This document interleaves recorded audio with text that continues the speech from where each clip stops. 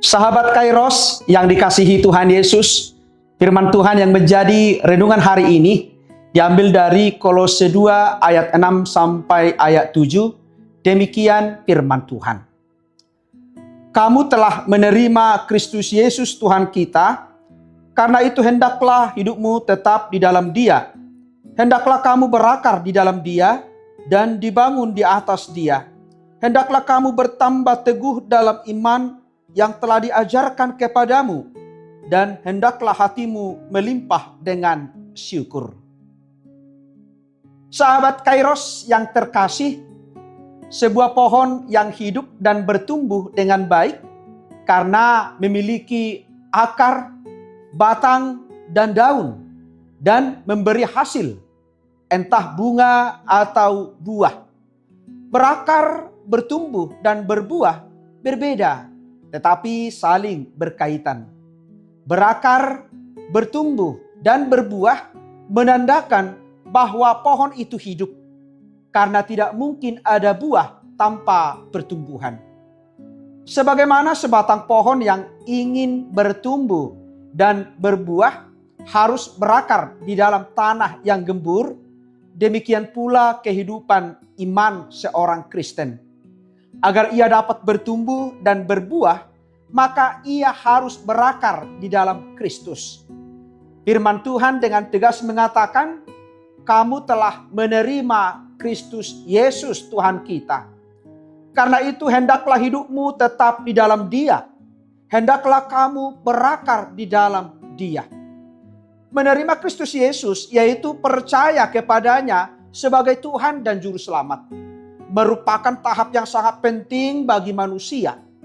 Karena tanpa Kristus, kita semua berada dalam dosa dan mati karena dosa. Hanya di dalam Tuhan Yesuslah kita memperoleh keselamatan dan memiliki kehidupan yang baru. Karena itu sebagai orang Kristen, kita tidak berhenti pada tahap percaya atau menerima Tuhan Yesus saja, namun harus dilanjutkan dengan hidup tetap di dalam Dia. Rasul Paulus mengatakan kepada orang-orang di Kolose yang sudah menerima Kristus Yesus, hendaklah hidupmu tetap di dalam Dia. Ia menyadari betapa pentingnya hidup tetap di dalam Kristus, sebagaimana yang diajarkannya. Tuhan Yesus mengatakan bahwa jika kita terlepas dari Dia, maka kita tidak dapat berbuat apa-apa. Kita akan menjadi seperti ranting-ranting pokok anggur kering yang dibuang orang. Namun apabila kita tetap tinggal di dalam Dia dan Dia tinggal di dalam kita, maka kita akan berbuah banyak. Sobat Kairos yang terkasih, Paulus menjelaskan kepada jemaat di Kolose 4 cara untuk hidup tetap di dalam Dia. Yaitu yang pertama, berakar di dalam Kristus. Kita sudah mulai berakar di dalam Dia pada saat kita percaya kepadanya.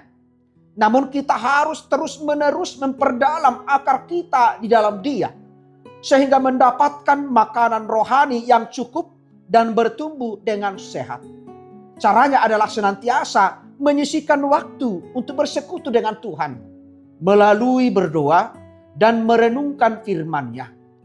Orang beriman yang suka bersekutu dengan Tuhan dan merenungkan firman-Nya siang dan malam akan seperti pohon yang ditanam di tepi aliran air yang menghasilkan buahnya pada musimnya dan tidak layu daunnya, dan apa saja yang diperbuatnya berhasil. Yang kedua, dibangun di atas Kristus. Dibangun di atas Kristus artinya mau mewujud nyatakan iman kepada Tuhan Yesus ke dalam perbuatan yang nyata. Ia bukan hanya membiarkan Roh Kudus berdiam di dalam dirinya, tetapi juga mentaati Roh itu agar bekerja di dalam dan melalui dirinya. Ia menjadi pelaku firman dan bukan hanya pendengar saja. Yang ketiga, bertambah teguh dalam iman yang telah diajarkannya. Sebatang pohon yang terus-menerus berakar di dalam tanah membuat akarnya merambat semakin dalam dan luas di tanah, sehingga pohon itu akan semakin kokoh.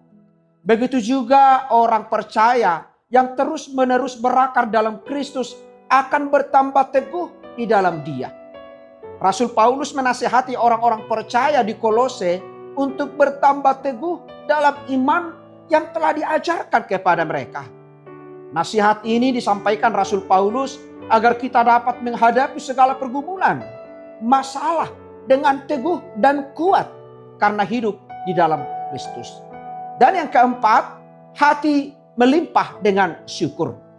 Hati yang melimpah dengan syukur adalah buah yang dihasilkan oleh orang-orang percaya yang hidup tetap di dalam Kristus.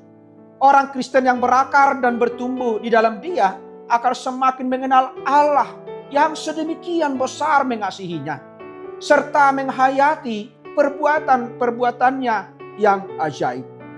Sehingga ungkapan syukur terus-menerus mengalir keluar dari dalam hatinya. Orang Kristen yang hatinya melimpah dengan syukur akan nampak dalam kehidupannya yang senantiasa memuliakan Tuhan dan mempersembahkan yang terbaik kepadanya.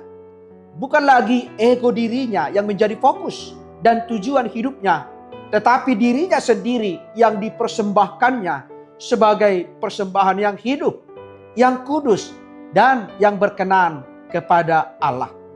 Marilah menjalani hidup bersama Yesus Kristus dan bertumbuh di dalam Dia, sehingga kita dimampukan menjalani hidup ini sesuai dengan kehendak-Nya dan memperoleh tujuan hidup dengan meraih mahkota kemuliaan. Selamat beraktivitas Sobat Kairos, Tuhan Yesus memberkati.